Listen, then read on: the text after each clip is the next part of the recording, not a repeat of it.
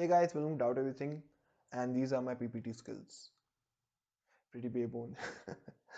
So today I want to discuss how to save your password securely in your database, such that if the database is compromised, the hacker won't be able to know the actual password and why this is important. Assume that this is your user credentials with username, password which is in plain text, and which is obviously the worst case scenario, but there are sites live right now which have passwords stored like this, and there can be two main reasons for this. First, the developer doesn't have much knowledge of security, and second, they don't care because the site isn't that important. Now the problem with the second logic is that there's always a bigger picture. So a lot of times users have the same or very similar password with this email on other really important applications such as personal mails or social networks, which make those applications less secure. So now we know that passwords are important, even if compromise of our application isn't. Okay, if passwords are that important, why should I store them? If they require security, why not use third-party authentication from Google or Facebook? Because they are as secure as possible. And there are many sites already using this. For example, look at this Firebase web authentication UI. In about 10-15 lines, you can easily set up authentication with Facebook, Twitter, and GitHub. So why shouldn't you do this? Well, you should do this, but this should depend on the type of your application. For some websites, you should not be dependent on third-party authentications, for example, applications of bank. Also, I believe a lot of the internet is about being anonymous.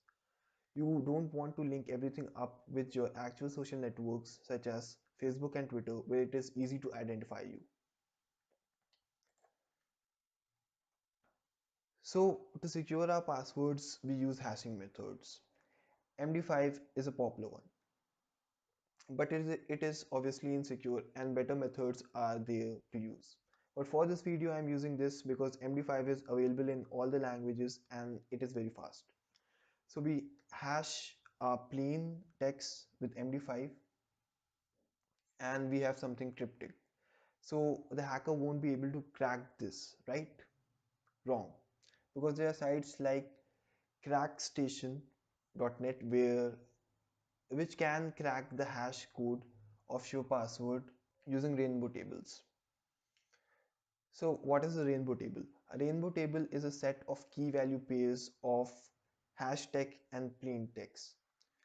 There are billions of records stored, so if your password is common, it is already stored somewhere. For example, if you see here, crack stations lookup tables were created by extracting every word from the Wikipedia databases and adding with every password list we could find. So that's a lot of passwords. So let's see this password. This is obviously the hash version of Vinayak. So if I copy this and paste it in crack station, and let's just crack this.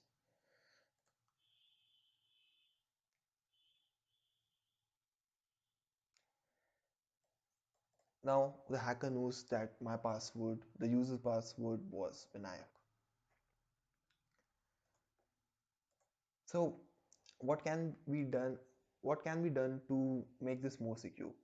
Because I know that there are rainbow tables with billion of records, but obviously it doesn't have all the records out there. So for example, let me just hash something random, completely random with MD5 and get this code, and now let's try to crack this.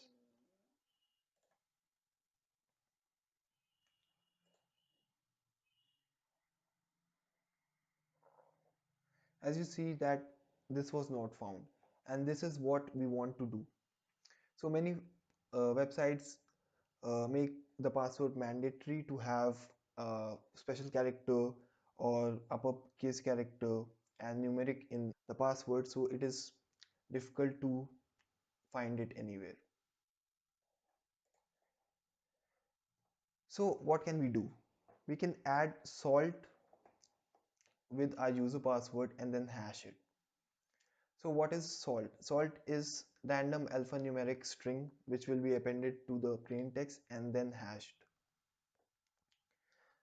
This will make our password more secure, but there's a problem here. The salt is actually stored in the database and the hacker has access to it. Hacker knows salt is somehow added to the user password, and with some hit and trial method, he can build this hash again. So let's do that. So for example, I know this salt here. I copy this, and by some logic, I think that the password user entered was Vinayak. So let's go here and rebuild the hash. So here's our salt with Vinayak. Let's run this, and this and the hash password is same. So now the hacker knows that my password was Vinayak. So to make it more secure, what we can do is add pepper in the system. Pepper is a fixed alphanumeric string added with salt and password before hashing it. And the best part is that it is not stored in the database. It is stored in a file. So let's write some code. I'm going to use PHP for this, as many web developers already know it, but this will be a very generic code, about 20 lines or so, and that can be done in any language. So first let's write code for register. So I am assuming that we got the code and we perform MySQL injection or whatever security measures on it, and now we have the username, which is our email ID, vinayak@example.com, our text password or user password, which is Vinayak, and we have to build salt. And for that, what I will do is I will use a built-in function in PHP known as unique ID, which generates a unique ID based on microseconds of the system, but it is not that accurate, so I will also use a random integer in front of my ID. I will prefix it to that. So for that, unique ID and then a random integer which can have value between 1 to 1000. So this is my salt. Now for pepper, I'm just using anything alphanumeric, totally random, to make it the final hash as random as possible. So now let's sum our password, which will be, first I will add salt, then I will add the text password, and then the pepper.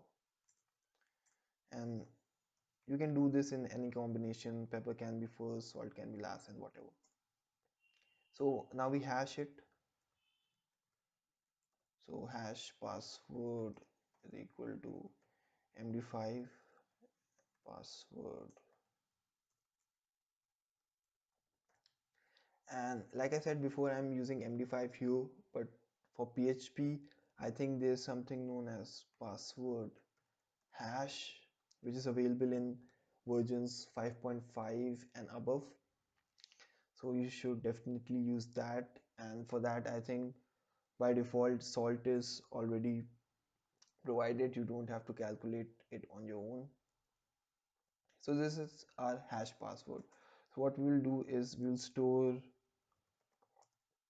username, hash password, and a salt in db. So this was all for register. Now when the user login we have to rebuild our password and match it with the hash password stored in the DB. So let's do that. Let's just copy this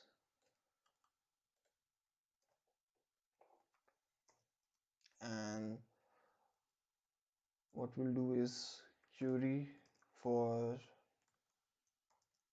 salt and hash password from DB on basis of our username.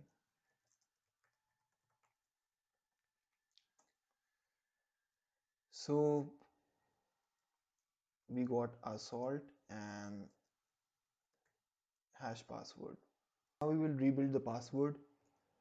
So password is equal to salt plus our text password plus our pepper, and if the hash password is equal to the MD5 of our password, we believe that the user is authenticated. So user authenticated. This was all for this video. I would like to know your thoughts in the comment section below. Leave a like if you have gained knowledge from this video, share it with your friends, and subscribe to my channel Doubt Everything.